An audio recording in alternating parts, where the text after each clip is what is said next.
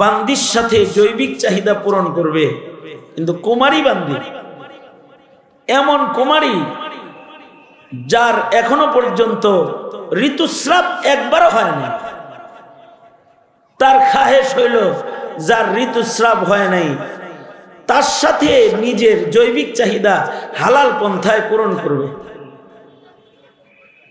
বান্দি জায়েজ আছে, কিন্তু ইমাম সারাখসি ফতোয়া দিলেন যতক্ষণ পর্যন্ত এই বান্দি, সুন্দরী বান্দি, এর যতক্ষণ পর্যন্ত হায়েজ না হবে, একটা ঋতুস্রাব না হবে, ততক্ষণ পর্যন্ত তার সাথে কোনো মেলামেশা মনিবের জায়েজ নেই।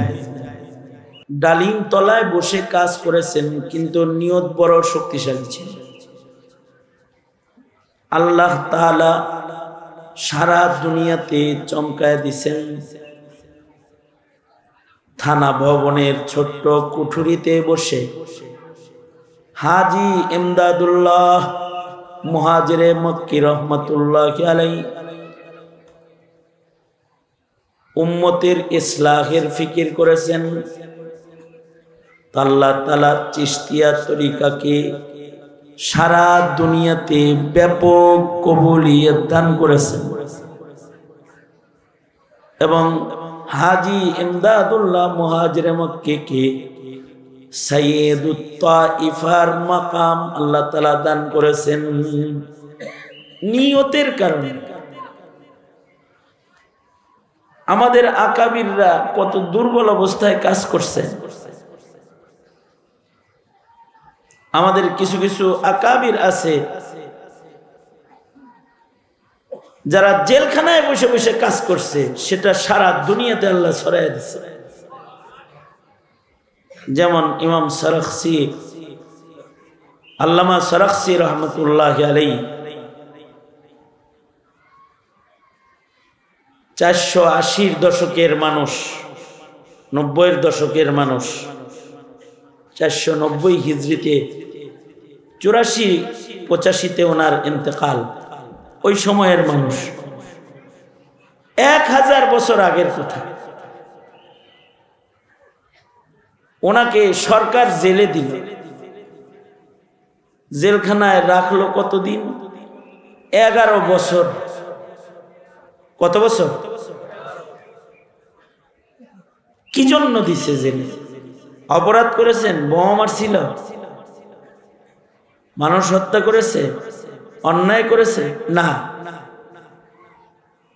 সরকার যখন কোনো মৌলবীরে জেল দেয়, পৃথিবীর ইতিহাস এটা, মৌলবীর কথা সরকারের গায়ে লাগলেই তারা জেলখানায় পাঠায়। ইমামে আজম আবু হানিফাকেও সরকার জেলে দিছে। ইমামে আজম আবু হানিফার কথা পছন্দ হয় না, এর লাগে।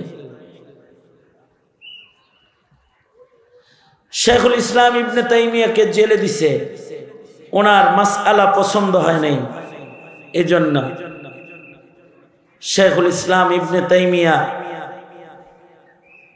জেলখানার থেকেই ওনার লাশ বের হয়েছে।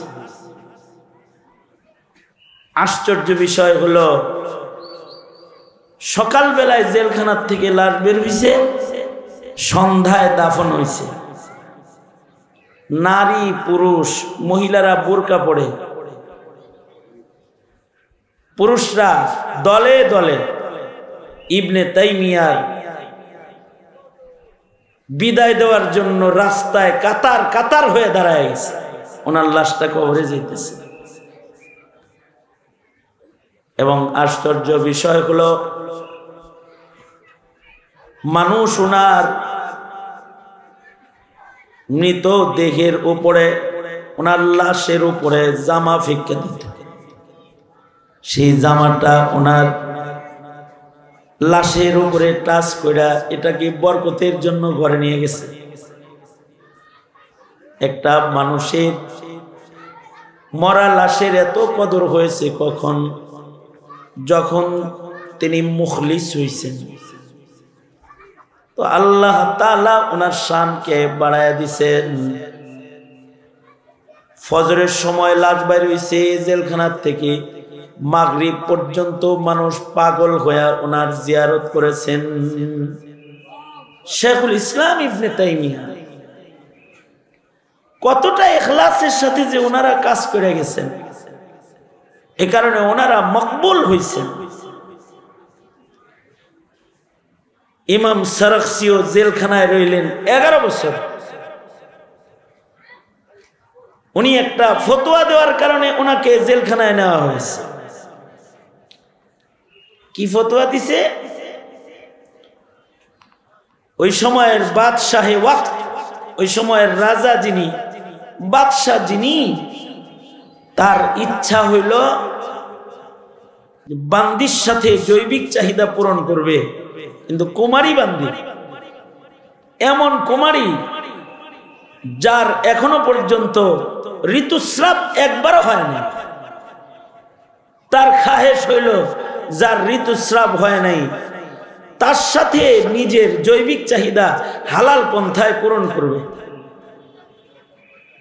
বান্দি জায়েজ আছে, কিন্তু ইমাম সারাখসি ফতোয়া দিলেন যতক্ষণ পর্যন্ত এই বান্দি, সুন্দরী বান্দি, এর যতক্ষণ পর্যন্ত হায়েজ না হবে, একটা ঋতুস্রাব না হবে, ততক্ষণ পর্যন্ত তার সাথে কোনো মেলামেশা মনিবের জায়েজ নেই। বাস এই ফতোয়াটা বাদশার গায়ে লেগে গেল। এই ফতোয়া দেওয়ার কারণে ওনাকে জেলখানায় ফেলে দেওয়া হলো 11 বছর।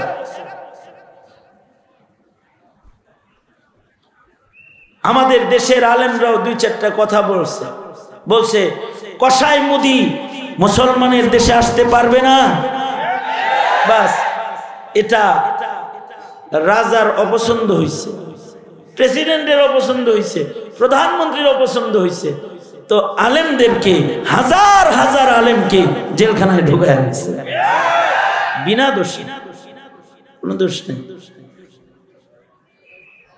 মামলা কি? মামলা হলো মানিব্যাগ চুরির মামলা, মামলা হইল ককটেল নিক্ষেপ মামলা। আলেম ওলামার হাতে জীবনে কোনোদিন ককটেল দেখছেন? জীবনে কোনোদিন ধারালো অস্ত্র হেলমেট পরে কোনো আলেমকে মানুষকে ধাওয়া দিতে দেখেছেন? মামলা হলো গাড়ি পোড়ানোর মামলা। আমি আমার এক মুরব্বীরে বললাম, মিশা মিশা মামলা বানাইলো, ককটেল মামলা, জ্বালাও পোড়াও মামলা, এর কোনো অস্তিত্ব আছে? যেমন আমাকে যিনি রিমান্ড করছে তারে আমি বলছি এই মামলার তারিখের দিন আমি তো বরিশাল ছিলাম। কয় জি হুজুর জানি, জানে বরিশাল ছিলাম, তাও মামলা। আমি আমার এক মুরব্বীকে বললাম এই যে বোমা নিক্ষেপ মামলা আর জ্বালাও পোড়াও মামলা, এগুলোর কোনো অস্তিত্ব আছে? মুরব্বী বড় একটা সুন্দর কথা বলছে, ওনার কথাটা আমার সব দুঃখ মুছে গেছে। উনি বলে তোমরা তো খালি ককটেল মারো নাই আর আগুন ধরাও নাই, তোমরা অনেক বড় বড় কিছু করে, তোমরা পারমাণবিক বোমা মারছো। কারণ তোমাদের মুখের এক একটা কথা বাতিলের সমাজে পারমাণবিক বোমার চেয়ে বেশি আক্রমণকারী, আর তোমাদের এক একটা ফতোয়া মুসলমানের দেশের নাস্তিকতার চাষাবাদ আর হিন্দুত্ববাদ আর কাদিয়ানি মতবাদ যারা চাষ করে তাদের জ্বর সহ আগুন দিয়ে জ্বালায়া দেওয়ার বারুদ তোমাদের কথা। তোমার করে জেলে দিব না, দিব করে?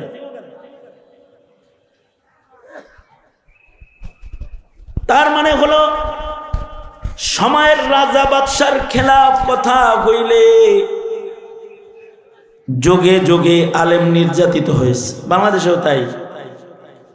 বাংলাদেশের আলেমরা অপরাধী নয়, তাদের অপরাধ হলো, যারা জেলবন্দি তাদের অপরাধ হলো সরকারের সিদ্ধান্ত, যা তার সিদ্ধান্ত তারা মানে না। সরকার ইসলামের খেলাফ যা করে তার বিরুদ্ধে আলেমরা গর্জে ওঠে। তখন তাদেরকে জেলখানায় বন্দী করা হয়। আল্লামা সারাখসি গর্জে উঠলেন, দাসী বান্দির সাথে মেলামেশা করতে হলে আগে তার ঋতুস্রাব হতে হবে, ঋতুস্রাব হওয়ার আগে তার সাথে মেলামেশা হারাম। এই ফতোয়াটা বাদশার গায়ে লেগে গেল। বাদশাহ আল্লামা সারাখসিকে জেলখানায় ফেলে দিল। ওই যুগের জেলখানা হলো মাটির নিচে গভীর কুয়া, কুয়ার ভেতরে ফেলে রাখতেন, কঠিন জেলখানা। আল্লামা সারাখসিকে কুয়ার ভিতরে ফেলে রাখছে, অর্থাৎ একটা কুয়ার ভেতরে ওনার জেল 11 বছর। এই কূপের ভেতরেই উনি কাজায়ে হাজত সারেন, পেশাব পায়খানা করেন। এই কূপের ভেতরে বসেই তিনি খানা খান। এই কূপের ভেতরে বসেই জায়নামাজ বিছায়া এক কোণায় তিনি নামাজ আদায় করেন। কত কঠিন জেল! এই জেলের ভেতরে উনি রইলেন 11 বছর। ওই জেলখানার ভেতরে নীরব রন নাই। ওনার ছাত্ররা জেলখানার পাশে এসে বসে গেল, আর উনি জেলখানার থেকে হানাফি মাযহাবের উসুলগুলো জেলে বসে বসে উপরে তাকায়া তাকায়া বলতে লাগলেন। 11 বছর উনি জেলের ভেতরে পয়সা জেলখানার উপরের ছাত্রদেরকে তাকরীর করলেন। আল মাবসুত, মাবসুতের মুকদ্দমার ভেতরে আছে। জেলখানার ভেতর থেকে উনি বলতেছেন, আর ছাত্ররা উপরে বইয়া লিখতেছে। 11 খণ্ড উসুলে ফিকহের কিতাব ছাত্ররা লেখলো, আর উস্তাদ কুয়ার ভেতর থেকে বৈশা বৈশা বলল।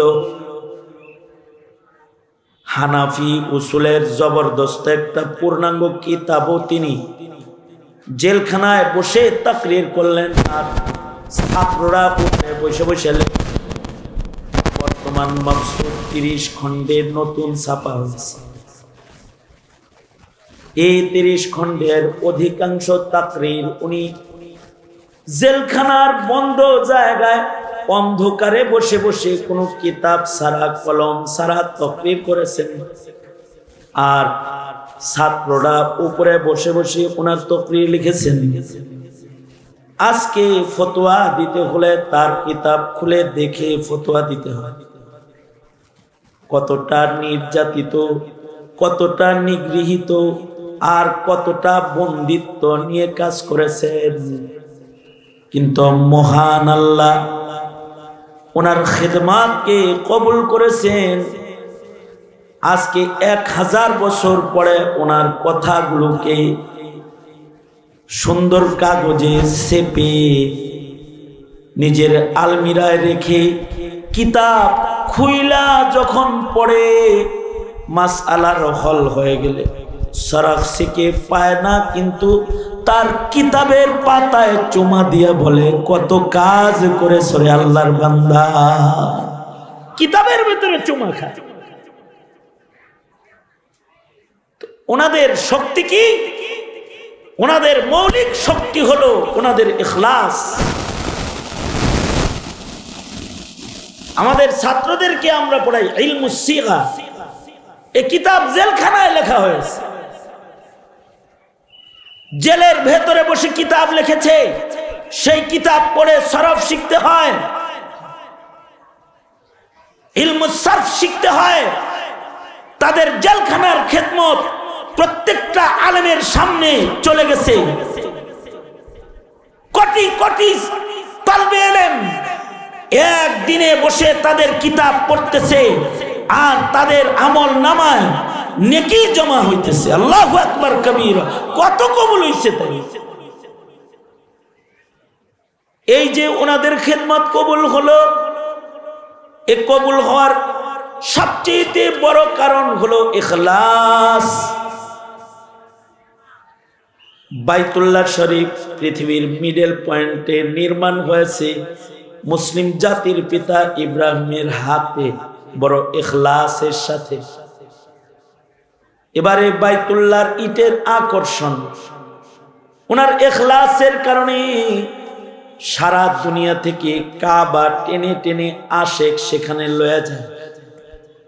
কাবারা হরদম তাজাল্লি মিফুজুদ ইজে ইখলা সাতে ইব্রাহিম বুদ।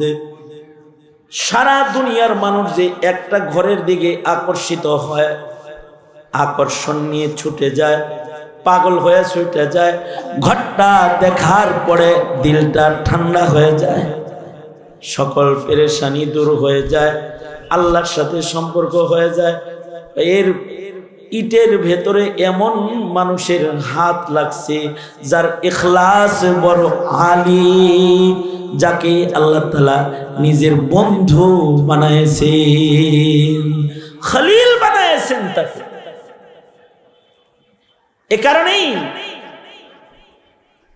আমাদের আকাবিরদের খুলুসিয়তের কারণে গাছতলায় অথবা নর্দমায় অথবা কূপের ভেতরে বসে অথবা মরুভূমির উপরে এক কোণে বসে যে খিদমতটা করেছেন, সেটাকেও আল্লাহ তাআলা ব্যাপক মকবুলিয়ত দান করেছেন। কারণ কি? শক্তি হলো তাদের ইখলাস, তাদের নিয়ত। এ কারণে একটা মুমিনের জীবনের সকল কাজের আসল ভিত্তি, মুমিন যেটা ঠিক করবে সেটা হলো নিয়ত। নিয়ত ঠিক হবে তো তার ছোট আমল বড় হয়ে যাবে। রুব্বা আমালিন সগীরিন তুআযিমুহুন নিয়াহ, রুব্বা আমালিন কবীরিন তুসাগিরুহুন নিয়াহ। নিয়তে গন্ডগোল হবে তো বড় আমল ছোট হয়ে যাবে, নিয়ত ভালো হবে তো ছোট আমল কিন্তু এটা অনেক দামি হয়ে যাবে।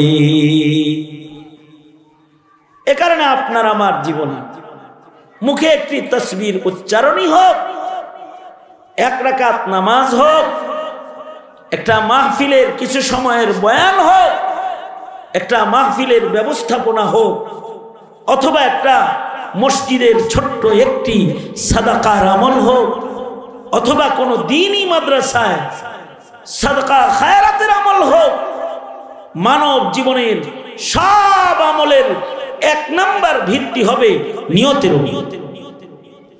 নিয়ত ভালো, আমল ভালো।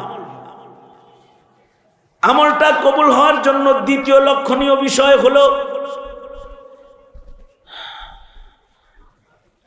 সুন্নাত, নবী পাকের তরিকায় আমলটা করা। মানব জীবনের কোনো আমল ততক্ষণ পর্যন্ত আল্লাহর কাছে মূল্যবান হয় না যতক্ষণ পর্যন্ত সুন্নত না থাকে। বান্দার আমলের ভেতরে যখন সুন্নত হয় তখন বান্দার আমলটা মকবুল হয়। আর আমলের ভেতরে যত নবীর সুন্নত কমে আমলটা তত দুর্বল হয়। নিজের ব্যক্তিগত কাজ, পেশাব পায়খানা ওযু ইস্তেনজার নিজের ব্যক্তিগত কাজও যদি কেউ সুন্নত তরিকায় করে, তাহলে সুন্নতের বরকতে মানব জীবনের সকল কাজগুলো ইবাদতে পরিণত হয়। তাকমিলে মারিফত হে मोहब्बत रसूलुल्लाह की है बंदगी, खुदा की है इताअत रसूलुल्लाह की। জীবনের সকল কাজ এটা বন্দিগি হবে তখন, নবীর তরিকা মতো হবে যখন, নবীর তরিকা, নামাজ পড়বা,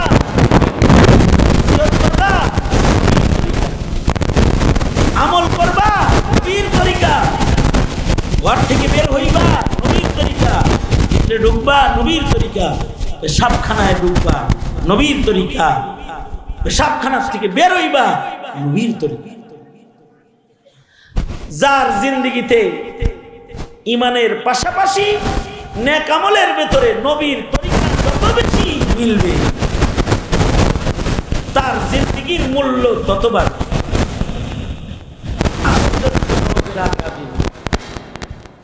ওনারা খুইটা খুইটা খুইটা খুইটা ছোট ছোট আমলকেও নবীর তরিকায় ফেলছে, যেমন সাহাবায়ে কেরাম, তাবেঈন, তাবেঈন, আইম্মায়ে মুজতাহিদিন, ওলিয়া কেরাম, বুজুর্গানে দ্বীন খুইটা খুইটা খুইটা খুইটা নবীর তরিকার সাথে নিজের জিন্দেগি মিলাইছে। হযরত উম্মে হাবিবা রাদিয়াল্লাহু আনহা, উম্মুল মুমিনিন হযরত উম্মে হাবিবার ভাই মারা গেল, ওনার ভাইয়ের ইন্তেকাল হয়েছে। ঘরে যদি মানুষ মারা যায়, নবীর তরিকা হলো শোক পালন করবে। শোকার্ত থাকবে কয়দিন? হ্যাঁ বলে কয়দিন? ভাই মারা গেল, বোন মারা গেল, চাচা মারা গেল, খালু মারা গেল, খালা মারা গেল, মা মারা গেল, বাবা মারা গেল, শোক থাকবে 3 দিন। এটা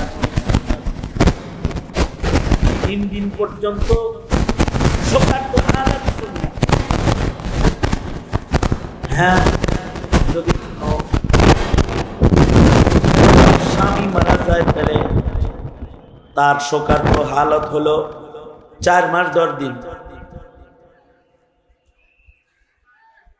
মহিলাকে স্বামীর বিয়োগে শোক লম্বা সময় শোকার্ত থাকতে হয়, আল্লাহর বিধান। মহিলাদের ইদ্যত পালন করতে হয়, নির্ধারিত আল্লাহর নির্বাচিত সময় পর্যন্ত ইদ্যত পালন করতে হয়। এর বহু কারণ, কিন্তু এছাড়া যত মানুষ দুনিয়াতে মরবে শোক মাত্র 3 দিন। 3 দিনের পরে আর শোক নাই। হযরত উম্মে হাবিবার ভাই মারা গেল, 3 দিন হয়ে গেল। 3 দিনের মাথায় হযরত উম্মে হাবিবা সুন্দর করে সাজুগুজু করলেন। হাসি আসে না, চোখে পানি, ভাইয়ের বিয়োগ বেদনা, তারপরেও উনি হাসেন, সব কাজ করেন, সুন্দর কাপড় পরে সাজগোজ করে চলেন। তো সবাই বলে, উম্মুল মুমিনিন, আপনার চোখ দেখে মনে হয় আপনি কাতর, কিন্তু ইচ্ছা কইরা এমন হাসির অভিনয় করতেছেন, সাজগোজ করতেছেন কেন? হযরত উম্মে হাবিবা বলেন, ভাইয়ের বিয়োগ যন্ত্রণা আমারে খুব কষ্ট দিতেছে। একসাথে বড় হয়েছি, কিন্তু নবী বলছে 3 দিনের পরে শোক নাই, তাই নবীর সুন্নতের শোকটা সুন্নত তরিকায় বানানোর জন্য হাসি আসে না, তাও অভিনয় করে আমি হাসতাছি। সুবহানাল্লাহ। মানে নবীর তরিকায় নিজের জিন্দেগির সবকিছুকে মিলাইবার মেহনত করে। কামাল কর দিয়া উলাইকা আবাই, আমাদের পিতৃপুরুষরা আশ্চর্য নবীর অনুকরণ করছে। হুজ্জাতুল ইসলাম কাসেম নানতুবি রহমাতুল্লাহি আলাইহি, কাসেম নানতুবি রহমাতুল্লাহি আলাইহি, উনি ওনার ব্যাপারে ইংরেজদের গ্রেফতারি পরোয়ানা জারি হলো। মৌলভী কাসেমকে যেখানে পাও সেখানে গ্রেফতার করো, মৃত্যুদণ্ড। কাসেম নানতুবি রহমাতুল্লাহি আলাইহি 3 দিন পালায়া থাকলেন। কয়দিন? 3 দিন। 3 দিন পরে কাসেম নানতুবি রহমাতুল্লাহি আলাইহি মসজিদে নামাজ পড়তেছে জামাতের সাথে। মহল্লার লোকেরা কয়, মাওলানা কাসেম আপনি কি লেগাইছিলেন? আরে ইংরেজরা পেলে ধরে নিয়ে ঝুলাই দিব তো আপনারে। কয়েকটা সুন্নত মিল করতে এসেছি, নবীর সিরাত পয়রা দেখছি। নবীর সিরাতের ভেতরে 3 দিন পালিয়ে থাকার একটা আমল আছে। আল্লাহর রাসূল সাল্লাল্লাহু আলাইহি ওয়াসাল্লাম গারে সৌরে 3 দিন পালায়া ছিলেন। আমিও 3 দিন একটু পলায়া রইলাম। 3 দিনের মাথায় বের হয়ে আসলাম, বাইর হয়ে নবীর পালানোর সাথে নিজের পালানোটারে একটু মিলাইলাম। তাকমিলে মারিফত হি मोहब्बत रसूलुल्लाह की है, बंदगी खुदा की है, इताअत रसूलुल्लाह की। मानव जीवनेर प्रतिटी আমল যতক্ষণ না সুন্নত তরিকায় না হবে ততক্ষণ পর্যন্ত সেটা আল্লাহর কাছে গ্রহণযোগ্য হবে না। তাসহিহ নিয়ত, নিয়তের তাসহিহ করা আর নবীর তরিকায় করা আর নিজের আমলকে দায়মি বানায় নেওয়া। ওয়া ইন কাল্লা, যদিও আমলটা অল্প হয়, ছোট হয়, এটা যেন ধারাবাহিক হয়, ধারাবাহিক আমল হয়। লাইলাতুল কদরে সারা রাত নামাজ পড়ছিল, এরপরে সারা বছর আর পড়ে না। এরকম কদর উদযাপন করতে তোকে বলেছে কে? সবে বরাতে সারা রাত মসজিদে বসেছিল, তারপরের দিন থেকে আবার শেষ। না না, দায়েমি করো, দায়েমি। আল্লাহর রাসূলকে বলে, ও আল্লাহর নবী, কোন আমল আল্লাহর কাছে পছন্দের? নবী বলেন যে আমলটা দায়েমি আমল, সব সময় করা হয়। যে কোনো আমল যদি দায়েমি হয় ওটার দাম বেড়ে যায়, ওটার পাওয়ার বেড়ে যায়। তাহিয়াতুল ওযুকে দায়েমি যখন বানায় ফেলেছে, ওযু গেলেই ওযু করে আর 2 রাকাত নামাজ পড়ে, দায়েমি বানাইছে এটা। তো বেলালের দায়েমি এই হালতের পাওয়ার এত বেড়েছে, আল্লাহর রাসূল মিরাজে আসমানে চলছেন, সামনে জুতার আওয়াজ পাওয়া যায়। জিবরাইল সামনে যে জুতার আওয়াজ পরিচিত পরিচিত লাগে, কার পায়ের আওয়াজ? জিবরাইল বলে, এটা আপনার বেলালের জুতার আওয়াজ। আল্লাহর রাসূল বলে, বেলাল ফরশ থেকে আরশে কেমনে উঠলে? ফরশের বেলাল আরশে কিভাবে উঠলা? ওই যে একটা সুন্নত আমল, এটা কখনো ছাড়ি না। এ কারণে আমাদের জিন্দেগির প্রতিটা আমলকে আল্লাহ দায়মি বানায়। কমিশনার মামার এই মাদ্রাসাকে আল্লাহ তাআলা কিয়ামত পর্যন্ত দায়েম কায়েম রাখে। আমিন বলেন, জোরে করে বলেন আমিন। এক সময় গাজী আল মাহমুদ থাকবে না, অথবা কমিশনার থাকবে না, সেদিনও যেন এই মাদ্রাসা দায়েম থাকে, কায়েম থাকে। এক সময় এরা থাকবে না, কিন্তু যেন এই তাফসীর মাহফিলকে আল্লাহ দায়েম কায়েম রাখে, তখন এটার মূল্য বেড়ে যাবে। ঈমানের সাথে নেক আমল যখন পাওয়ারফুল যুক্ত হয়ে যাবে, তো আল্লাহ বলেন, ইন্নাল্লাযীনা আমানু ওয়া আমিলুস সালিহাত, ঈমানের সাথে নেক আমল যুক্ত হয়েছে, তো আল্লাহ তাআলা তাকে ফেরদাউস জান্নাত দান করবেন। কানাত লাহুম জান্নাতুল ফিরদাউসি নুজুলা। আল্লাহ তাআলা আমাদেরকে জিন্দেগিতে ইখলাস ওয়ালা আমল, ইত্তিবায়ে সুন্নাহ ওয়ালা আমল এবং দায়েমি আমল করার তৌফিক আল্লাহ আমাদের দান করুক। আওয়াজ করে বলেন আমিন। আমার অত্যন্ত স্নেহের আদরের ছোট ভাই মাওলানা ওবায়দুর রহমান হুজাইফি,